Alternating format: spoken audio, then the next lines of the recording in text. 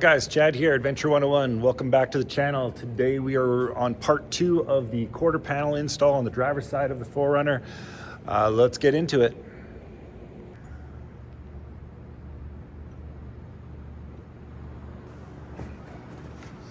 All right guys, so back at it today. We're gonna build this piece here. So all I did was took a piece of cardboard from the dollar store, made a template out of it. So we're going to make this piece. So then took that cardboard and traced it out onto here. I'm going to use my little Milwaukee nibbler. This thing works great. We'll cut it out and then we'll start test fitting it in.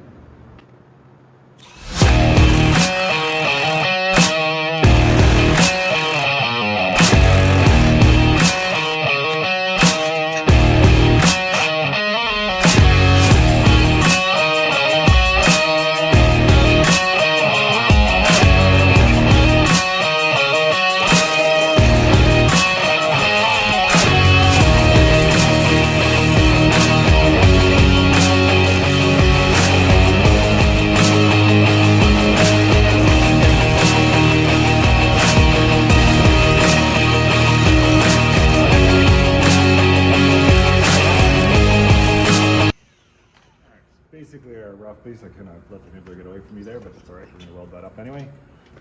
And then we're going to start by just test fitting it in here again. I'm going to have to do some bending, obviously, to make it work in here. So next step is going to be doing the bend. So I got to find my spot where I'm going to bend it, which is probably going to be right about there. So we'll mark that. Felt.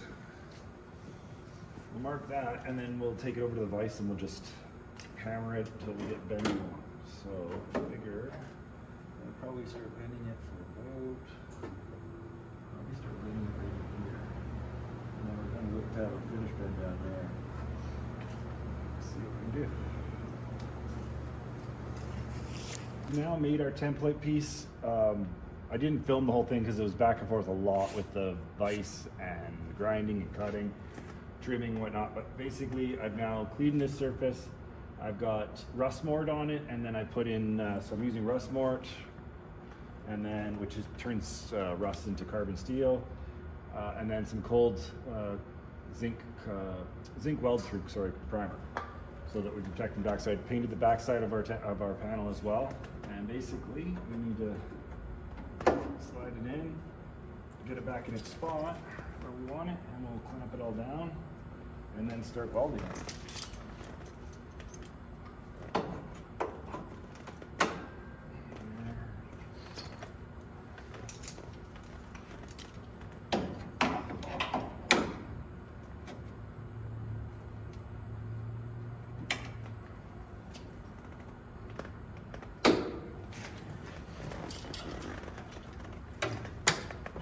We're going to move this one along as we're tacking it. We'll move it along just to make sure this stays tight to this panel and push anything, along as it needs to be done.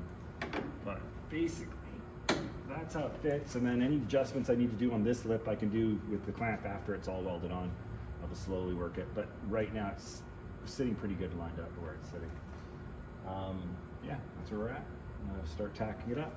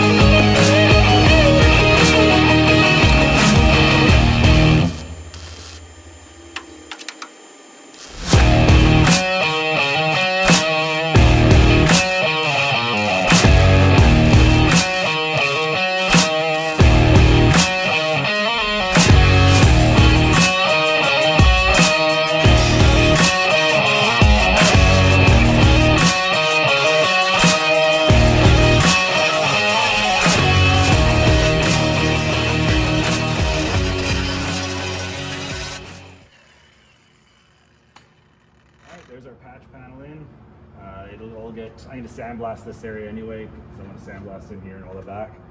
So I'll blast it, then we'll prime it one more time, and then we can start attaching panels technically to this area, but I still have a lot to do before I'm going to start doing that. But we'll get the front panels in, the back panels in. I just haven't welded that one in, or sorry, I just haven't grinded the welds on that one yet. And then I'm starting now to do the, what do you call it, this thing, step punch. So I can do my panel, lay my panel into that punch and tack weld it on the lower side and weld the full top. So it'll be one full welded seam, but I think it'll be stronger and thicker. So that's why I'm doing it that way. I'll be butt welding it on the ends, lap welding it wherever I can. All right, guys, I picked up this hole punch flange tool off of Amazon. I'll link all the tools and products I use in the description below, but I picked it up for like 78 bucks Canadian, shipped obviously from Amazon. I'm doing a flange along the top. I'm butt welding the ends, but flanging the top of the panel and anywhere I have a big surface so that I can lap the panel, the new panel, into that space, spot weld it, and then weld the seam itself. So it should be, in my opinion, more solid. We're just gonna go all the way along this lip, face as far as we can, and just punch it out.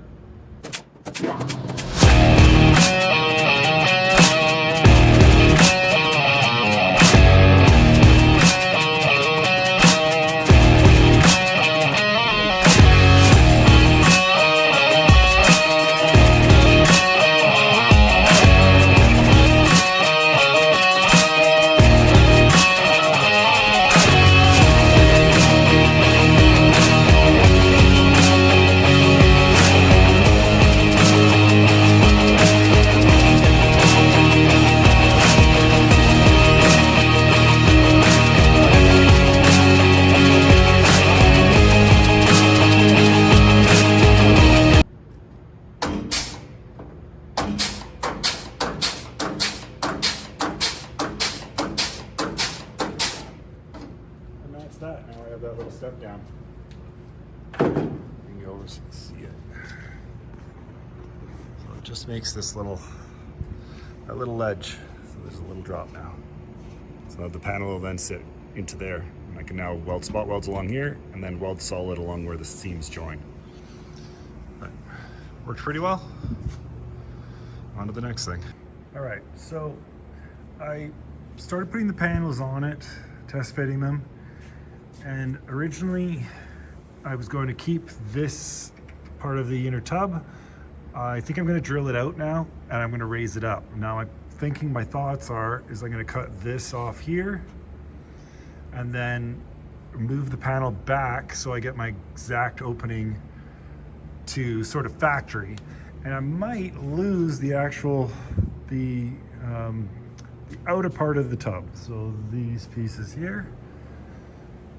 I kind of like the look of it when it's all on there and they're not. And then I can then build my tub directly out from this point in, tie it all together. I'm sorry, from this point here in the arch all the way in. So it brings it up a little higher, which is good for the bigger tires. And then I can weld it all solid as one piece. So I think that's what I'm gonna do. So first thing I had to do is cut this off to see if it's gonna work, so I can slide it back on this seam. And then I'll just have to extend this seam here over to somewhere around here, wherever I decide to make the wheel well opening. But right now that's the center of my axle. And I'm basically at factory depth right there. So I'll have to cut this side farther out. And I'm gonna bring this side over and then I will build it to meet that spot, if that makes sense. So that's the plan right now, so I think I'm gonna do, but we'll see. Whether I use the outer part of the panel kit or not, I'm not sure yet, but we'll just, we'll play with it. But right now we're gonna cut that out. So we'll get that cut and then go from there.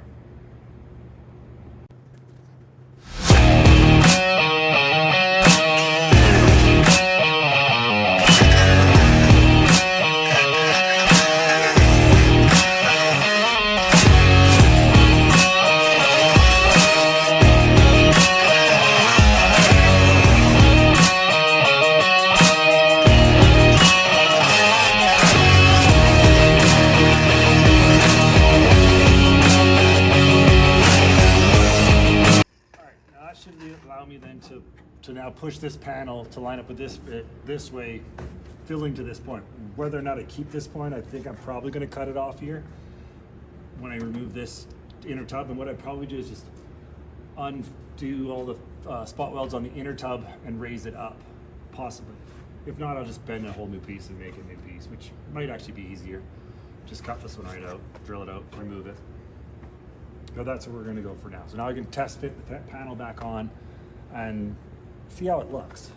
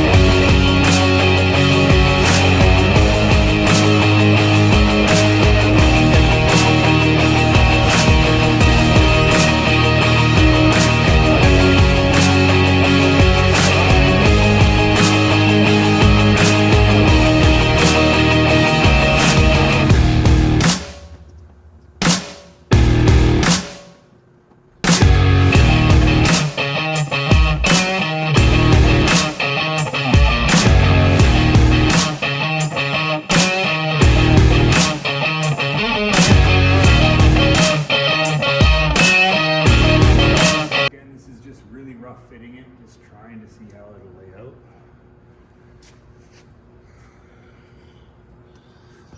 Yeah.